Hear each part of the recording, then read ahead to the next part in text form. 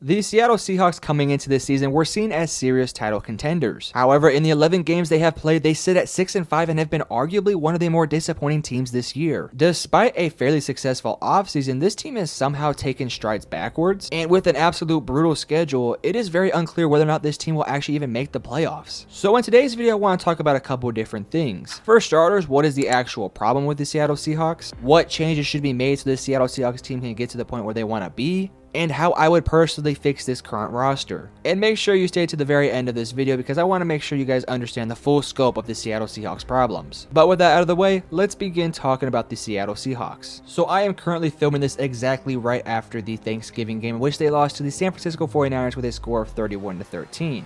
And despite the fact they put up 13 points, it was honestly a complete embarrassment from the Seattle Seahawks. From start to finish, they looked like they were seriously outmatched, and this was a massive game for the Seattle Seahawks. Had they won this game, they'd be sitting at 7-4 and would be the leaders inside their division, but because they lost, they currently are now 2 games behind the San Francisco 49ers, and unless they have a complete turnaround after this week, it is going to be a very tall task for them to win the division. And now if we look at their season as a whole, on the year they're averaging 20.8 points per game, which is the 19th lowest in the NFL. They also averaged 317.6 yards, which is also the 21st lowest in the NFL. And their worst statistic offensively is their third down conversion rate, which is 31.34%. And on the defensive side of things, there's some good things, but there's also a lot of bad things. Defensively, they allow 22.6 points per game, which is the 21st highest in the NFL. They also allow 2.5 touchdowns per game, as well as 348.5 yards per game. The only positive statistic is their opponent's fourth down conversion rate, which is at a 35.29%, but every other stat, and arguably of all the important stats, is pretty bad. Now, unlike a lot of different rosters where they're statistically not having a good season, this team is actually pretty loaded with talent.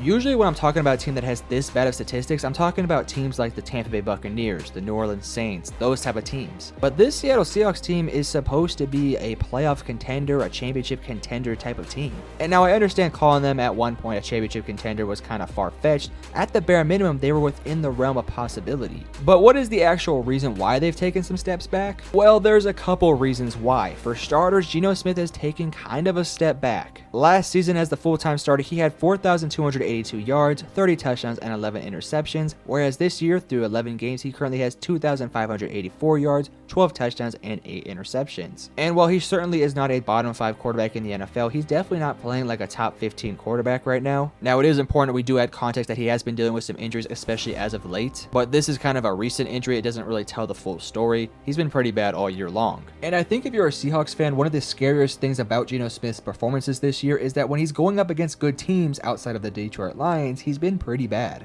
This week against the 49ers, he had 180 yards and 1 interception. On November 5th against the Baltimore Ravens, he had 157 yards, 0 touchdowns, and 1 interception. Against the Cleveland Browns, he had 254 yards, 2 touchdowns, and 2 interceptions. Against the Cincinnati Bengals, he had 326 yards, 0 touchdowns, and 2 interceptions. So not only is he not playing good as a whole this season, but he primarily plays really bad against really good teams. But there's also another person who deserves some blame, and that's their offensive coordinator, Shane Waldron. His game plan against the 49ers was honestly completely atrocious. Like, I get it, you didn't have Kenneth Walker, but the fact that you play like you did was just really bizarre. It was weird because Geno Smith was dealing with a shoulder injury, so they didn't really give him any sort of easy routes to complete. It was a lot of down the field stuff that just was not going to work against a pretty decent secondary, and that's kind of been the story for a lot of this year. And I don't really know whether I want to blame him that much or if he just expected Geno Smith to take a next step. I kind of think the reason why he's not giving Geno Smith these easy reads and sort of this easier formed offense is because he thinks Geno Smith can take the next step. But even good quarterbacks need an offensive coordinator to get them within a rhythm. You take any of the top tier quarterbacks right now and get rid of their OC, they're probably not going to play nearly as good as they usually are. The only quarterbacks, in my opinion, that are offensive coordinator proof are like the Patrick Mahomes of the world. And even then, when he has an Andy Reid calling plays for him, it's obviously going to elevate his game even more. So to expect Geno Smith to take the next step, especially as a 30-year-old quarterback, is kind of unrealistic. The offense hasn't changed that much from last year, but it's changed enough to where it's not nearly as effective. And it's really bizarre because this offense has a ton of really good weapons to go along with a relatively decent offensive line. And I think the reason why a lot of Seahawks fans are a little bit tired of Shane Waldron is the fact that he just refuses to run the ball sometimes. On the year, they only run the ball 39.02% of the time, which is the 27th lowest in the NFL, despite the fact that they're actually relatively decent at running the ball. They average about 4.1 yards per rush, which is about league average. And it's even more baffling when you have a really nice 1-2 combination in Zach Charbonnet and Kenneth Walker. Those are 2 running backs that are young, hungry, and have a ton of talent. And what's really interesting about that combination of running backs is that Zach Charbonnet is more of your power back, whereas Kenneth Walker is kind of your do-it-all type of guy. It is almost the perfect situation to do something very similar to what Detroit is doing. Sure, they don't have the offensive line that Detroit has, but the offensive line is good enough to where they can run the ball successfully. They pass the ball in 60.98% of plays, which is the 6th highest in the NFL, and they're about league average in basically everything, including things like completion percentage, passes per game, passes yards per game, interception throw rate, as well as quarterback sack rate. They're not really great at any of those, but they're not really particularly bad at anything. But again, for offense, you really have to find a balance. Any good offensive coordinator knows this, and I guarantee you he knows this. If you want to have an offense that can pass the ball down the field, you have to have the play action game, the short run game, the short passing game, the medium passing game. All that stuff kind of goes into it. So if you're an unbalanced team like the Seattle Seahawks team has been, then they're not going to respect you when it comes to a lot of the different things you want to do. When you want to take shots at DK Metcalf, it's going to be covered because they expect that to happen. Whereas when you hit them with the quick screens, some quick slant routes to get some easy yardage, those guys are going to start coming forward, and that's when you can take your shots. And that also applies to the run game. When you run the ball consecutively and get moderate to really good gains, they're eventually going to have to stack the box against you. And that's when you get one-on-one matchups with your 3 great receivers. Again, you have the weapons to do this. I think you have the offensive line. Just do it. And I think that's a lot of the frustration with a lot of these guys. And lastly, the last thing that I think needs to be addressed is the fact that the defense has been kind of underperforming. At times, this defense looks like one of the better units in the NFL, but then at times they kind of look weak. They gave up 30 points to the LA Rams in week 1, 31 to the Lions in week 2, 27 to the Panthers in week 3. Then they had a really good 4-game stretch where they averaged less than 20 points for each of their opponents. Then Baltimore blew them out with a score of 37-3. The Commanders dropped 26 on you, and then this week, 31 to the 49ers. And this is a pretty talented defense overall. And sure, they're a little bit young on the secondary side of things, and they're kind of thin in terms of depth on the defensive line, but you're talking about a defense that has a bunch of notable names. Jamal Adams, Quandre Diggs, Tariq Woolen, Devin Witherspoon, Leonard Williams, Bobby Wagner. You get my point. There's a lot of really good players here. And as a whole, the overall team is relatively old. It's one of the few teams that has a really good combination of young players to match with older players. So how do you fix this roster? Well, I gave you guys the 3 problems. Now you look at this team and say, how do you fix those? Because ultimately, you're probably not going to fire Pete Carroll unless he decides to retire. That is more of a respect thing, and he's a pretty good coach overall, so I doubt you'd want to do that in the first place. But you do have a couple options. For starters, you can potentially try to find replacements for the offensive coordinator or defensive coordinator positions, because I think right now that would probably be one of the easier solutions you can do. For example, if you look at the Dallas Cowboys, who recently have been playing some really good football, they fired Kellen Moore despite Kellen Moore being a really good offensive coordinator, and their offense has taken that next step. I think a situation like that where they replace him with a nice young offensive coordinator who has the mind of like a Shane Steichen or a Sean McVay, I think that could really rejuvenate this offense, because the personnel on this team is pretty good. I think you can definitely add some depth at certain positions as well as some offensive alignment, but for the most part, there's not a lot you can really do with the roster. So I think if you want to take that next step, it's about developing your players to take that next step, and then maybe some new coaches. I'm not advocating for these guys to lose their jobs, because ultimately I think they've proven that they're decent coordinators right now, but you're a 6-5 team and you should be making the playoffs pretty easily. Now, the good news for the Seahawks is that more than likely you're going to make the playoffs, because right now the 6 and 7 seed are still up for grabs, but I think it's very unlikely that another team can come up here and take your spot, because hypothetically, even if you did lose your next 3 games against the Cowboys, the Niners, and the Eagles, as long as you take care of business against the other teams, you'll end the season off 9-8. And looking around the rest of the NFC, I think that's good enough to potentially make the 7th seed. And then of course, once you get in the playoffs, it's like a brand new season, so you just kind of go from there. And now that being said, I'm not advocating for them to be mediocre and just try to strive to be 9-8, because clearly something does need to get fixed. Again, I think this is one of the weirder situations, because ultimately you have your head coach, you have most of your players.